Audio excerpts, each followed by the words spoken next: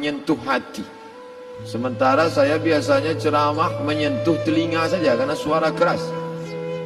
Malam ini diminta menyentuh hati. Tapi sedikit banyak dari internet, di YouTube itu banyak juga saya dapat SMS, kami tersentuh dengan ceramah Ustaz. Itu pengakuan sendiri, bisa dilihat. Kami komen-komen mereka, ceramah Ustaz menyentuh hati kami.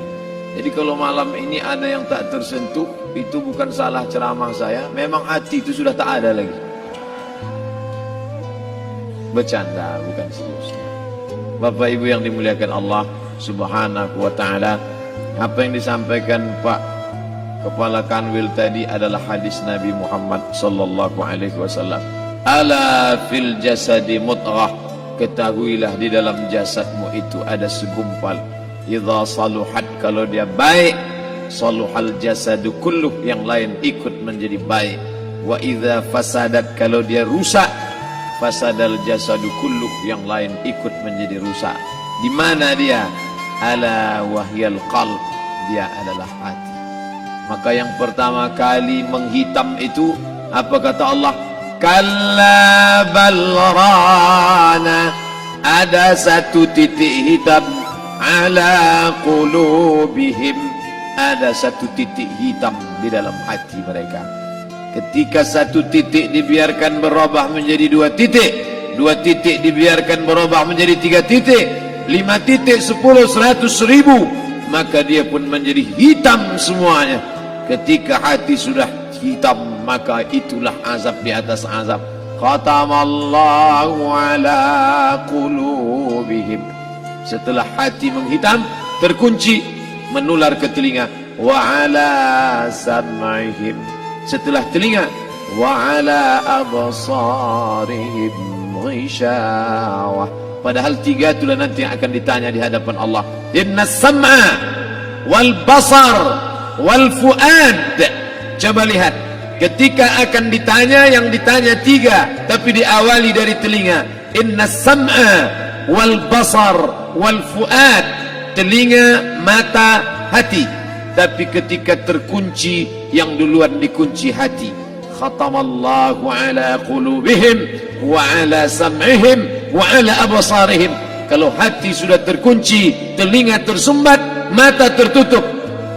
Summum bukmun umyum.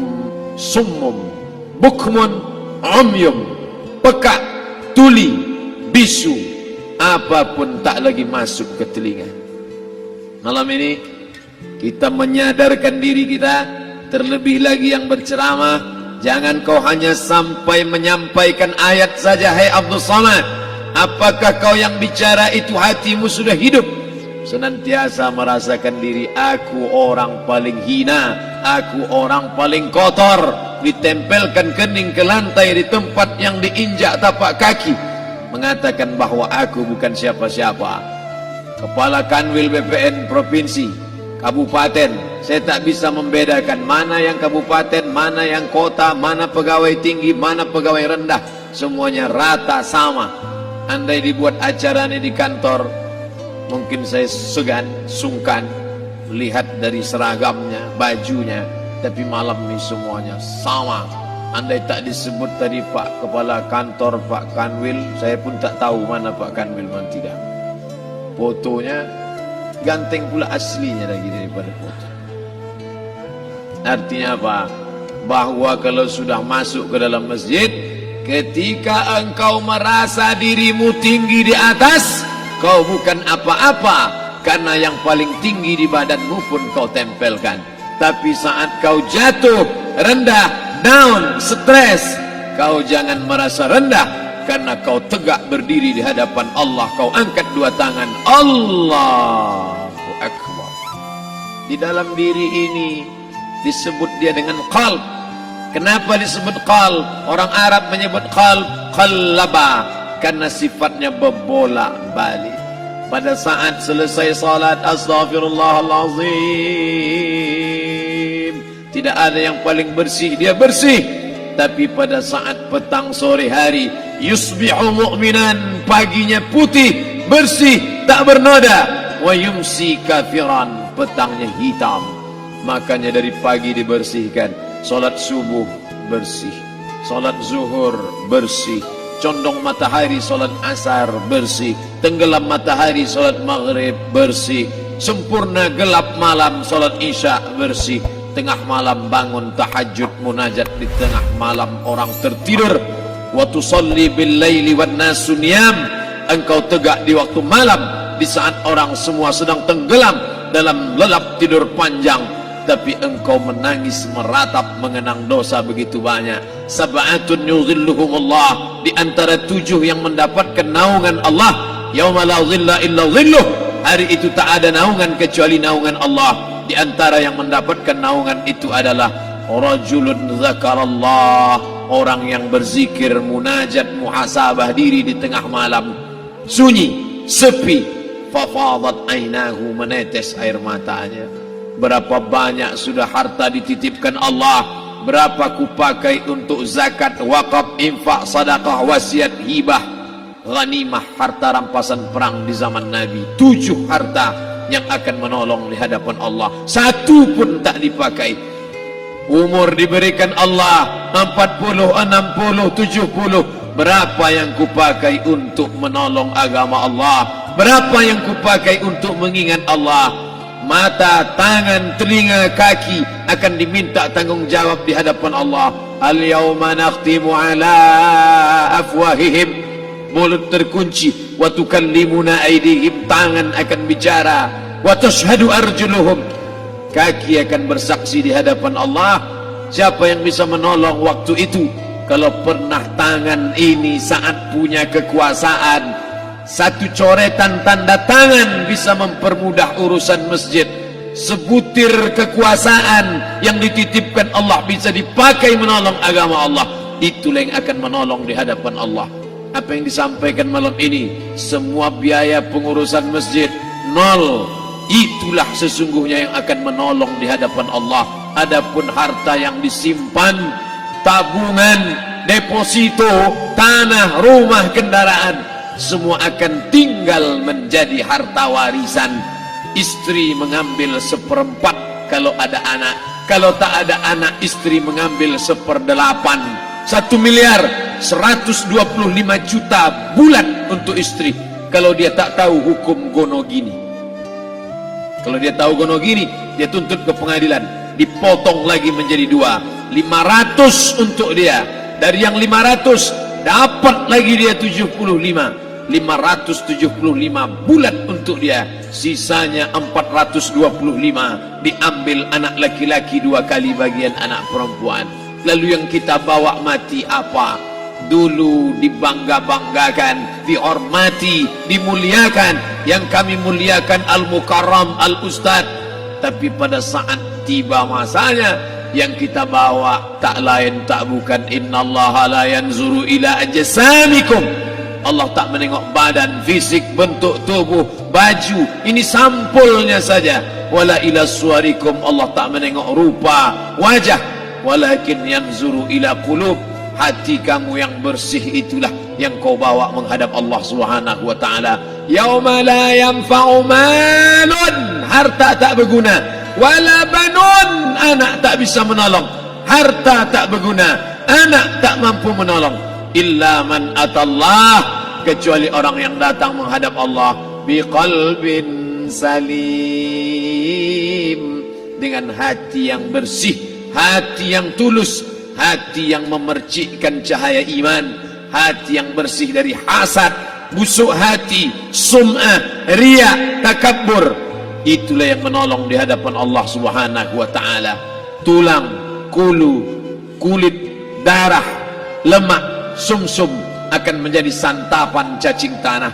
Begitu besok pagi pintu kamar tak bisa diketuk, istri bolak-balik membangunkan tak terjaga, dipegang pipi sudah sejuk macam es batu, tanda jantung tak lagi berdetak, maka darah mulai berubah menjadi nanah, busuk. 1, 2, 3 hari kalau tidak disuntik formalin, jasad paling busuk jasad manusia, karena semua dia makan herbivora, tanaman saja. Tapi kita ini omnivora, semua masuk. Maka begitu mati, paling bagus orang Islam paling cepat dikuburkan. Selesai acara pemakaman, habiskah masalah, muncul masalah baru. Disitulah kita baru sadar. Apa kata Imam Ali radhiyallahu an? An-nasu niyam.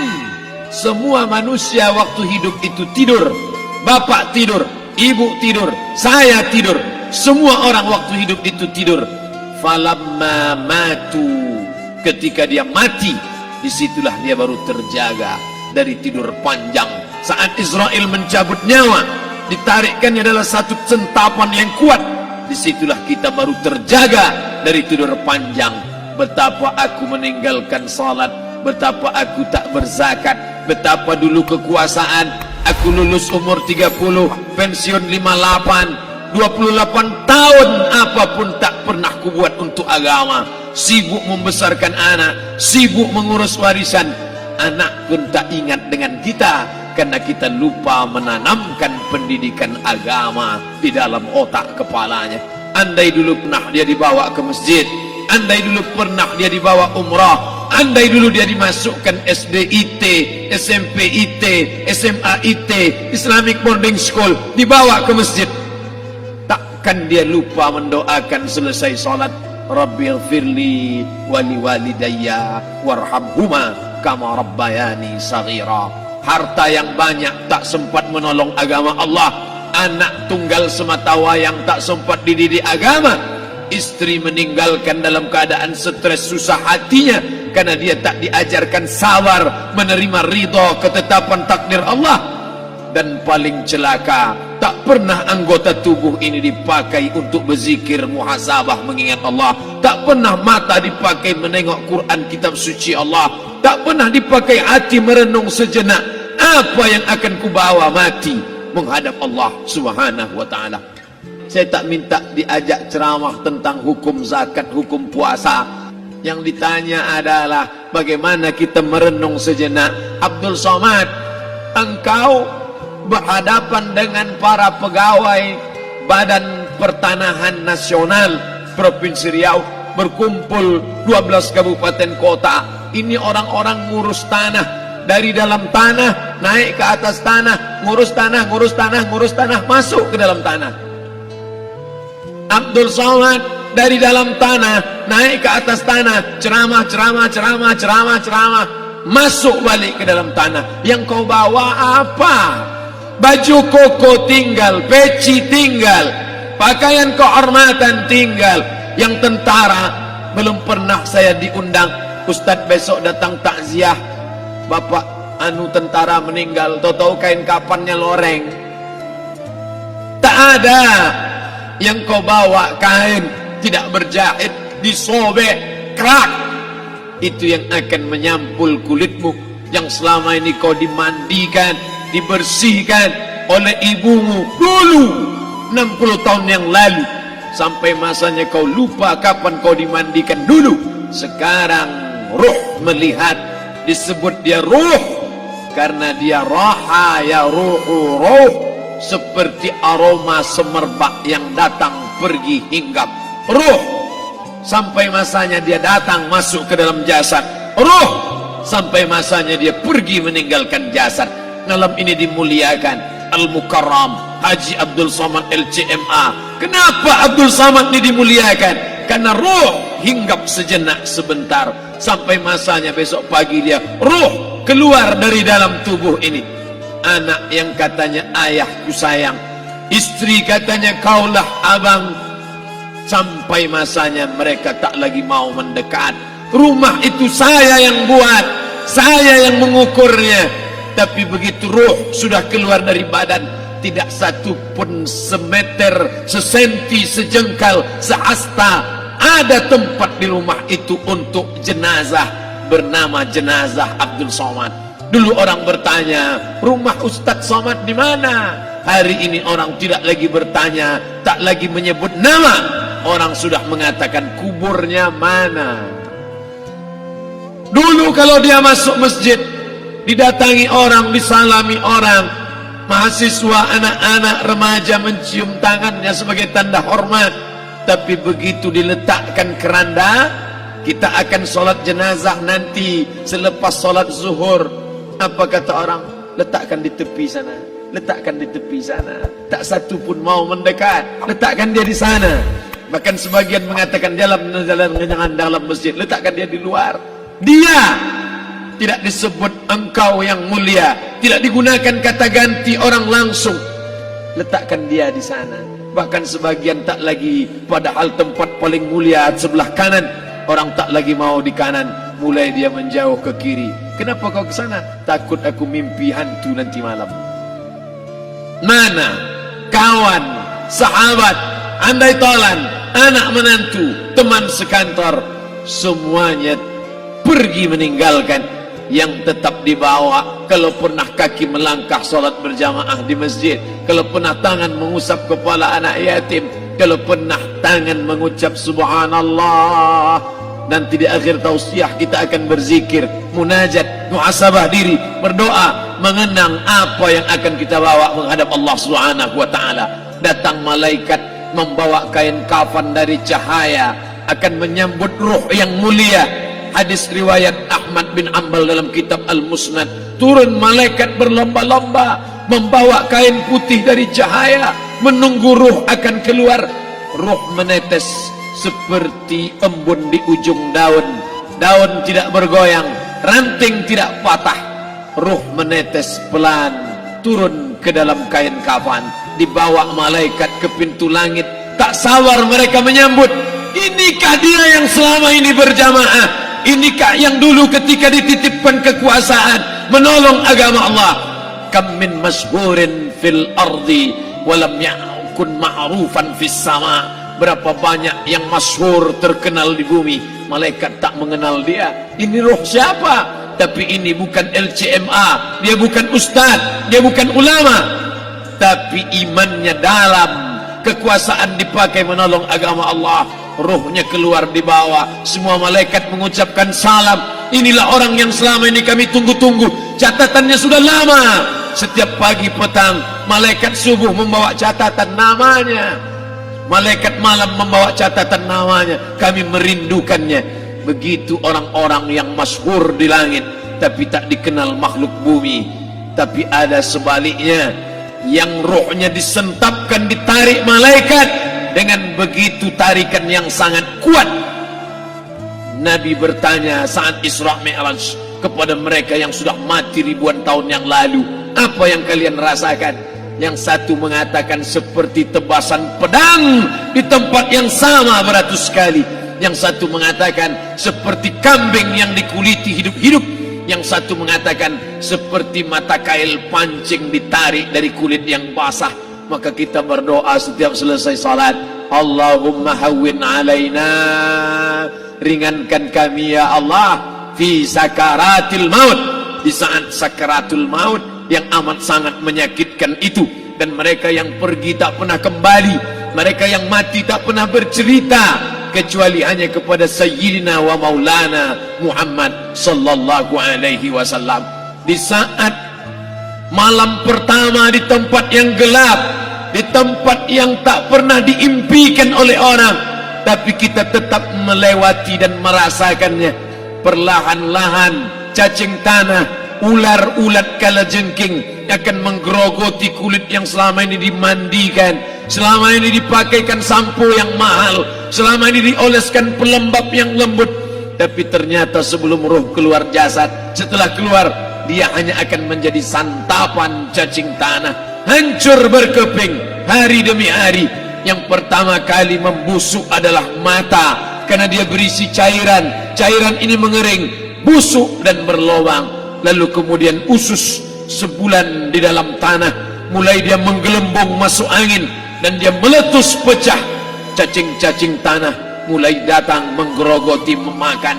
Habis lemak, tulang, kulit, bulu, sumsum, darah, jantung, empedu, limpa, buah pinggang, habis semuanya. Tinggal tulang-tulang yang memutih, dimakan oleh tanah, ditelan oleh massa, sampai akhirnya Asi bin Wa'il membawa tulang yang kering itu kepada Nabi Muhammad, baginda Sayyidina wa Maulana Muhammad. Ya Muhammad, ayuhyi rabbuka hadzal 'idham, sanggupkah Tuhanmu menghidupkan tulang yang kering ini? Nabi diam tak menjawab sampai akhirnya datang Jibril alaihi salam membawakan wahyu. Qul, katakan kepada dia. Ayat ini dibaca malam Jumat, Bapak Ibu semua hafal, kita baca. Qul yuhyiha alladhi ansha'aha awwala marrah wa huwa bikulli khalqin